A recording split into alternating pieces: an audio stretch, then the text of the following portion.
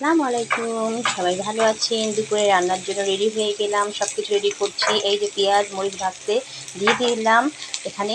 আর আমি এখানে এই যে দেখতে পাচ্ছেন, এটা মুগের ডাল। মুগের ডালকে ভালো করে ধুয়ে নিয়েছি। আমি পেঁয়াজ মরিচ ভাজা হলো ওর সাথে মুগের ডালটা ভেজে নেব। আর এখানে মিষ্টি ডাঁটা আর কাঁঠালের বিচি এগুলো দিয়ে আজকে রান্না হবে মুগের ডাল। এই যে আমার পেঁয়াজ মরিচটা ভাজা হয়ে গেছে। এখানে আমি 1 টেবিল চামচ আমি ঘি দিয়ে দিলাম, দিয়ে এটা ভালো করে মুগের ডালটা একসাথে এটা ভেজে নেব। দিয়ে আমি মশলা রেডি করে নিয়েছি, মশলাগুলো কষিয়ে দেবো। হলুদের গুঁড়া, মরিচের গুঁড়া, আদা বাটা, রসুন বাটা, ধনের গুঁড়া, জিরের গুঁড়া সব মশলা দিয়ে ভালো করে এটা কষিয়ে নেব। দিয়ে মিষ্টি ডাঁটা দিয়ে দেবো। মুগের ডালটা ঘি দেওয়ার কারণে অনেক সুন্দর সেন্ট করছে। এবার আমি মশলার পেস্টগুলো দিয়ে দেবো।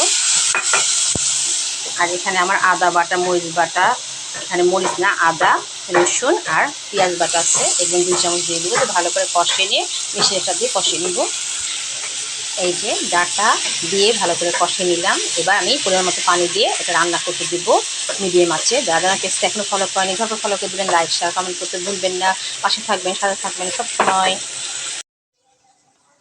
এই যে আমার রান্না হয়ে গেছে মুগের ডাল দিয়ে